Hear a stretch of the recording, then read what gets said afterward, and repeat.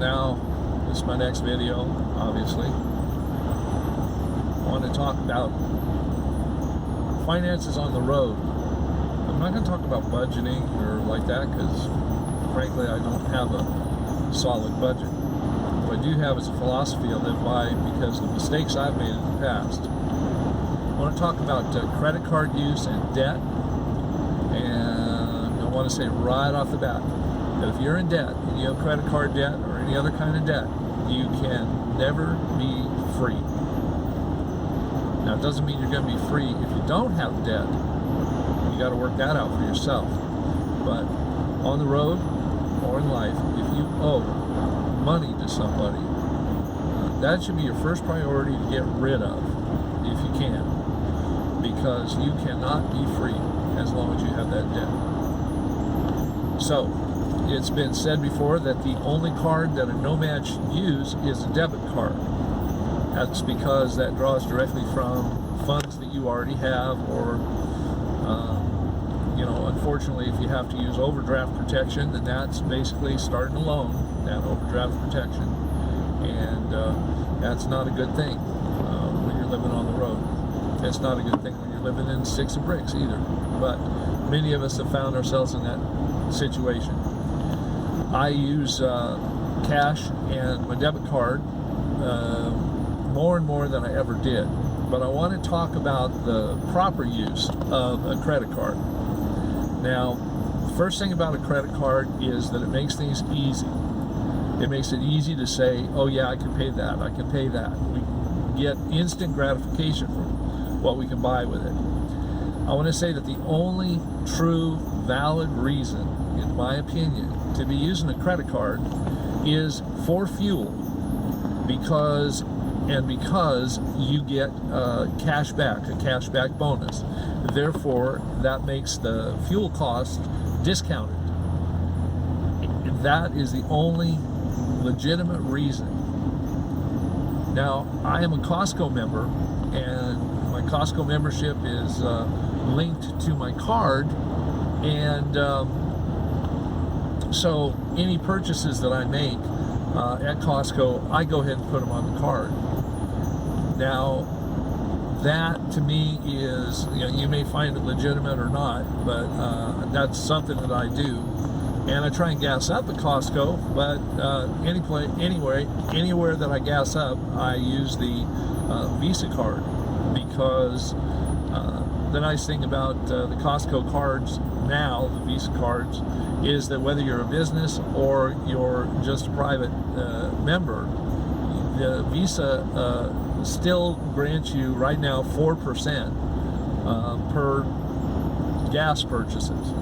And so far I've found it pretty universal, whether you buy it at Costco or whether you buy it at another gas station. But what that means is not 4 cents a gallon, that means 4%. So if you're paying $3 a gallon, that means that you're getting a 12-cent per gallon discount. Now, if you're like me and drive around, I don't always choose the cheapest gas. Yeah, I do. But I try to get the cheapest gas of good quality.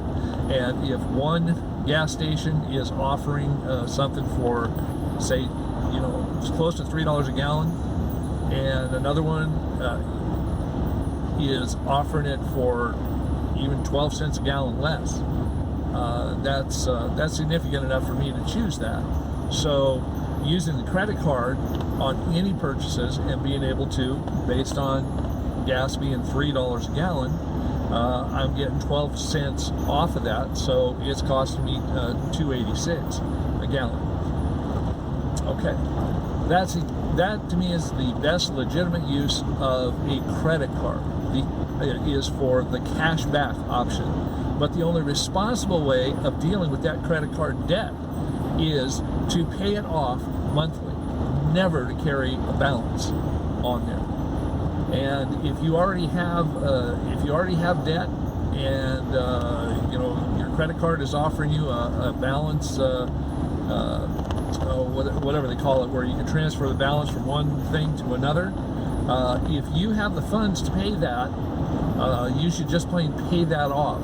You should not do that swapping over to another card, unless, well, anyway, there's no unless. That's how I got in trouble. years ago.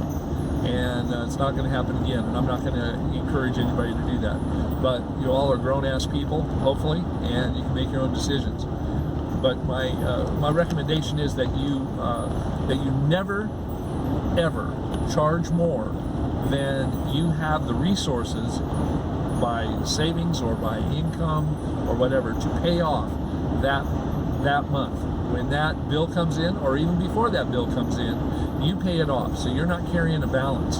And the reason for that is that, okay, I'm going to use an analogy here. You know how you pay for gas, okay? Now just think of the actual pay. You pay for gas, and then you pump the gas.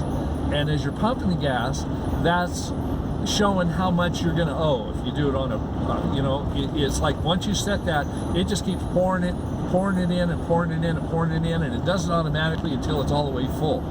Well, when you're carrying debt with a credit card company or any other company, and interest begins to kick in, that interest is just like that gas going into your tank, in that you're filling up their tank automatically with your money, your gas. And it just keeps rolling and rolling and rolling and rolling.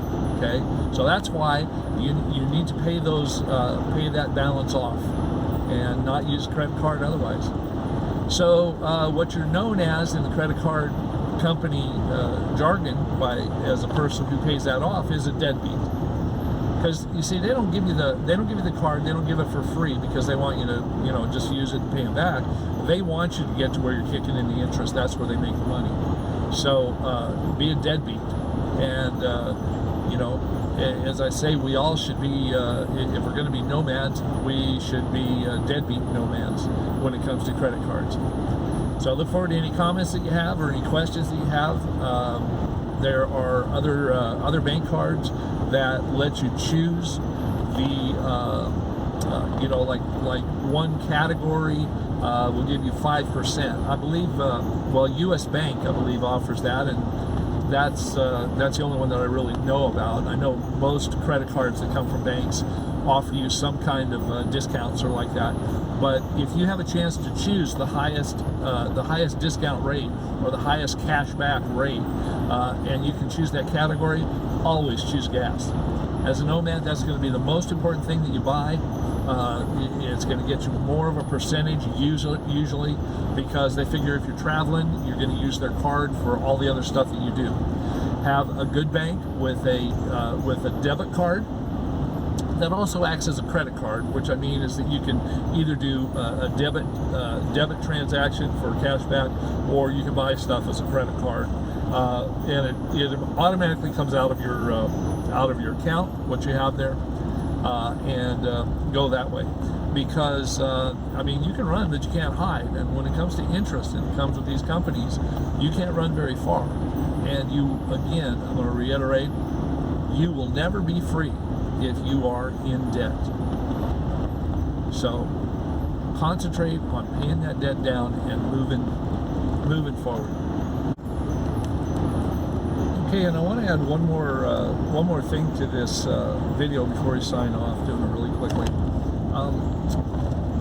Don't wait for the statement to come out before you make a payment on your credit card. In other words, if you charge up some, and let's say that at the end of the month, you're gonna owe $1,000, but you have $1,000 in cash right now that doesn't have a pressing need for it. Make a payment on that. Whittle it down.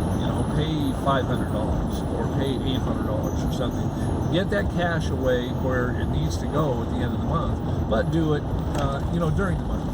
I've done this before where I make a purchase, a reasonably sized purchase, $300-400, something like that I have the cash for, but that I want to get the cash back for, and usually the card company won't let you do it until the charge actually posts. But if it does, or if you owe the money, I'll put exactly that amount of cash that I had toward my credit card debt right then.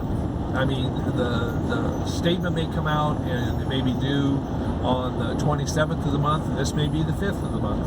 And to whittle that down, I'll make a payment on the 5th of the month, or as soon as I can. So anyway, whittle it down throughout the month. Don't just wait until the until the statement comes out, and because it really is a lot easier to pay $100 at the end of the month than it is to pay $1,000 at the end of the month, just to make that big chunk. So whittle it down as you go with the money that you have, and don't wait for the statement necessarily to come out. Do it when you can. That's it. So anyway, I hope this has been helpful, and I hope the background noise, I apologize for it, but I am driving down here, so I hope it's been helpful, and I'll look forward to sharing other insights with you in later videos. Far away from your troubles and worries.